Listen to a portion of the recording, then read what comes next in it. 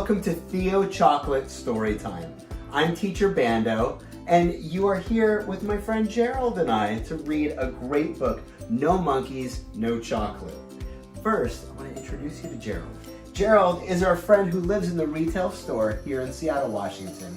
But because we're all at home right now, Gerald can't be in the store. So he's got to be in my house, and I've got a mask for him right here. Let's give Gerald his mask so he can stay healthy and safe. There we go, buddy. All right, Gerald's got his mask. Are you ready for the story, Gerald?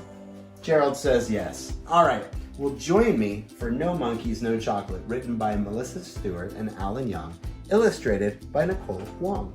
And it's fun because there's these two little bookworms in the book that make a lot of fun with us. They say, "That's a crazy title. What does it mean?" "I suspect some sort of monkey business." They're going to be pretty silly. Here we go. No monkeys, no chocolate. Maybe it's a typo. No monkeys, no chocolate. I bet it's supposed to be no money, no chocolate. That would make more sense. Get it? Sense? Listen, you comedian, let's just keep reading. Oh, this is going to be silly. Chocolate chip cookies. Chocolate ice cream, moist fudgy brownies. What makes all of these desserts so delicious? Chocolate, of course. But you can't make chocolate without. Let's find out what our bookworm friends say. "This book is making me hungry. I need a snack." "Hey, you spoil your dinner. Mind your own bookworm business." Can't make chocolate without cocoa beans. Cocoa beans are the seeds of the cocoa tree.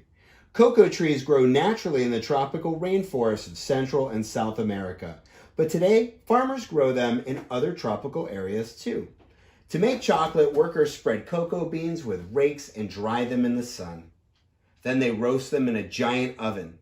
Later, machines smash the beans into a thick paste and squeeze the liquid out to make cocoa powder. They squeeze out all of the liquid to make the cocoa. Oh, we have a friend who wants to say hello. Hi. This is Lois. She's not in the book, but she wanted to say hello. You want to go? Okay. We'll say bye to Lois. Bye, Lois. Okay, so they squeeze out all of the liquid of the cocoa to get the cocoa powder, and it gets mixed with a variety of ingredients to make different kinds of chocolate.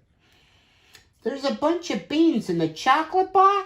That's ridiculous." "It's true. I read about it in another book." "He's such a bookworm. Takes one to know one."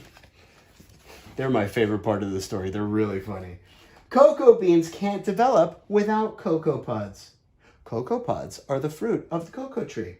They look like small lumpy footballs growing on the tree's trunk and main branches. Inside each pod, white, gooey pulp surrounds 30 to 40 cocoa beans, just enough for one chocolate bar. "Is a cocoa pod like an iPod?" "Very funny. No, it's more like a pea pod." Cocoa pods can't form without cocoa flowers. When pollen from one cocoa flower lands on another cocoa flower, a tiny tube opens up inside the blossom. Pollen travels down the tube, and as soon as material inside the pollen combines with material deep inside the flower, a new cocoa pod begins to grow with seeds inside.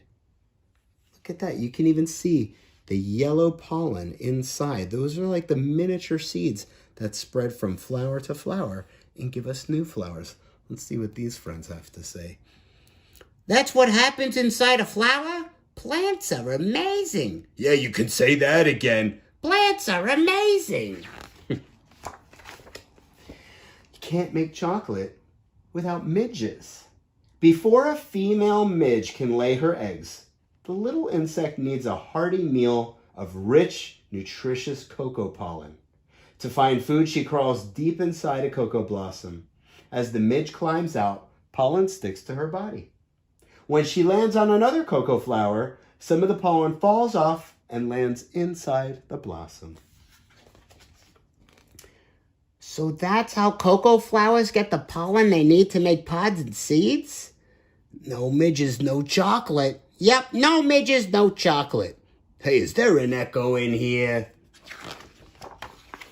Cocoa flowers can't bloom without cocoa leaves. As the cocoa leaves soak up sunlight, they make sugar. The sugar travels through the veins in each leaf to the tree's branches. Then, sugary sap flows through the trunk to the rest of the tree. And that's how a tree gets the energy it needs to live and grow and make flowers. I thought this was supposed to be a book about monkeys. Well, we aren't done yet. They must be coming. And maggots. As soon as leafcutter ants spot tender new leaves on a cocoa tree, the little insects race to reach them. While the hardworking ants slice up the leaves and carry the pieces back to their nest, female coffin flies land on the ants and lay eggs inside their heads. Ugh. When the eggs hatch, tiny maggots wriggle out and eat the ants' brains. I know that sounds like something from a zombie movie, but this is the real ecosystem on a cacao tree, on a cocoa tree. You can see that they all have this relationship together. Let's see what these two knuckleheads have to say. Brain-eating maggots, that's disgusting.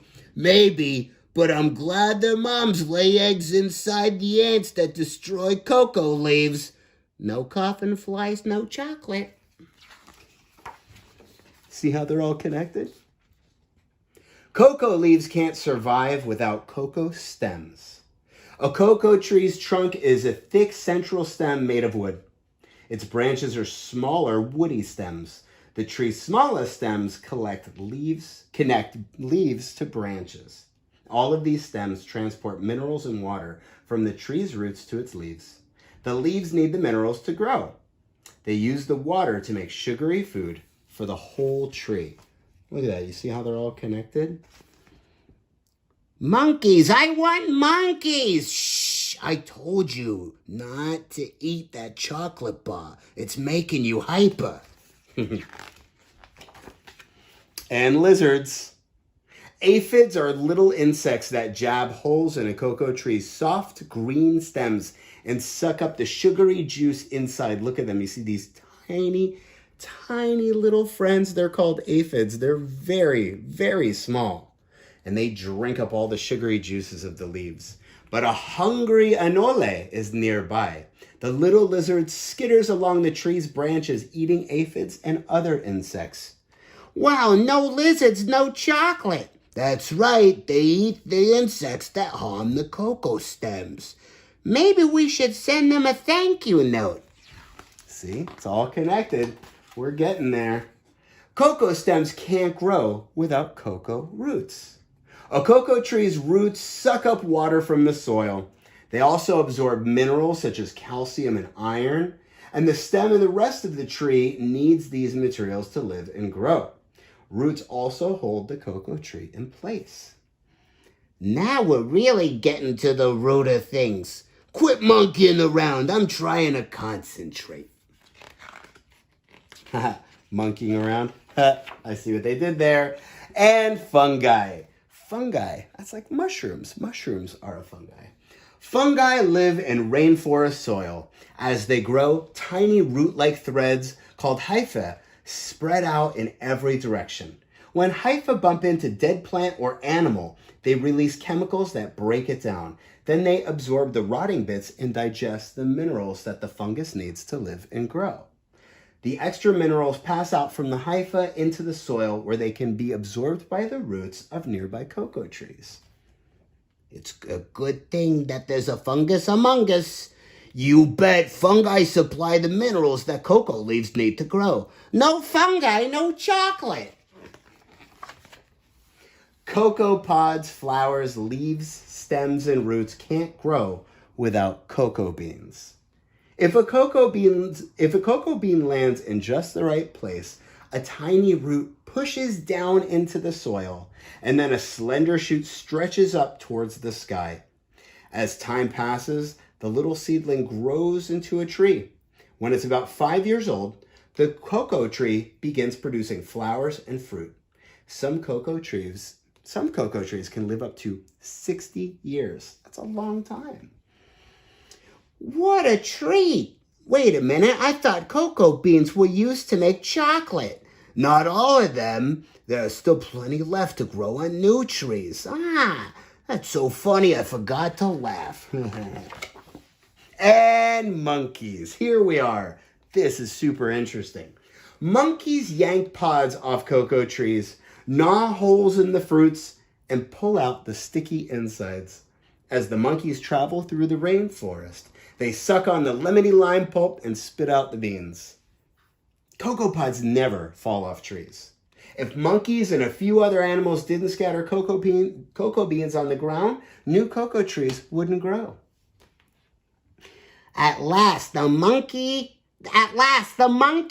Now that crazy title actually makes sense. That's right. No monkeys, no chocolate. The seeds monkeys spit out end up growing into new trees. I don't know why these worms are from New York, but that's how I did it. So that is the end of our story. So no monkeys, no cocoa.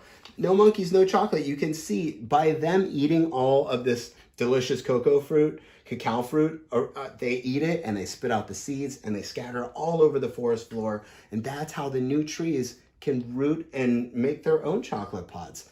I was lucky enough to travel to Indonesia where I got to eat the cacao fruit. It's so hard to say like that. The cacao fruit, I got to eat it fresh and it was amazing. As good as chocolate is, and it's so good, I thought the fruit was just as great in its own way. Before we end, this is a really important page. I think this is about to get serious. We still got our bookworms over here, but check out this fun stuff. This is really interesting. Cacao and rainforests. On traditional cocoa farms, workers plant cocoa trees in neat rows with only a few kinds of trees shading them from the sun. Under these conditions, fewer than 5% of all cocoa flowers produce pods. Recently, scientists discovered that cocoa trees produce more pods when they're grown in patches of thinned out rainforests where other kinds of trees can provide shade. These cocoa groves are the perfect home for midges that pollinate the cocoa and the coffin fly maggots that attack the leafcutter ants. They're also great places for lizards and the monkeys and the other creatures that use the rainforest for food. Hopefully, more cocoa farmers will begin to use this way of farming instead of those neat rows. At the rate that right now, rainforests are being destroyed, and that's because of the way people are using the rainforest. We're losing 100 acres every minute. That's a lot of land. That's a lot of rainforest. And at that rate, the rainforest could be gone in 50 years. But you know what? Cocoa groves do more than provide us with a steady supply of cocoa beans. They can also give many different kinds of species a great rainforest supply of plants and animals so they can all live together. It's this really great ecosystem. But maybe you want to know how you can help. You want to help the rainforest. You want to help the monkeys and all of these friends that are together. Well, you could read more books about tropical rainforests and creatures that live in them. Then you can share what you learned with your family and friends. You can join a group that helps protect rainforests. You could work with people at your school to raise money for organizations that buy and preserve tropical rainforest land. You could live in a way that decreases your impact on the natural world. You could turn off the lights and computers when you leave a room. In the winter, you could put on a sweater and keep your house just a little bit cooler. In the summertime, you can use air conditioning only when you really need it. And you could take shorter showers and turn off the water while you brush your teeth. I do that. It's a great idea. You can encourage your parents to bring reusable bags to the grocery store. You can eat less meat and more locally grown fruits and vegetables. That's a great idea. You could compost your food waste and use it to fertilize a garden. And lastly, you could plant a tree in your yard or at your school. These are all great ideas. Let's hear what our bookworm friends have to say for the last time. I don't think monkeys should get all the glory. Why aren't coffin flies, lizards, and fungi in the title too? You're right, they're all important. So are the tropical rainforests where they all live. And that was No Monkeys, No Chocolate. Love that story. talks about the interconnectivity of everything. And you know what? We really appreciate you connecting with us today. I am gonna have myself a treat. I've got myself some Theo chocolate right here. This is one of my favorite treats we make. This is a peanut butter and jelly cup. I love this one. I am even going to be so nice as to share it with my camera person, Sabrina. Sabrina, would you like one? Yes, she does. There you go, Sabrina. We can share our Theo chocolate together. Cheers. There you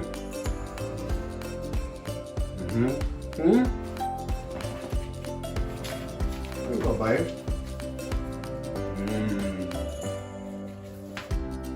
I don't know if Gerald can really eat it, but that's delicious. You can get yourself some Theo chocolate at theochocolate.com. Thanks for joining me. I'm Teacher Bando. I'll see you next time. Bye, friends.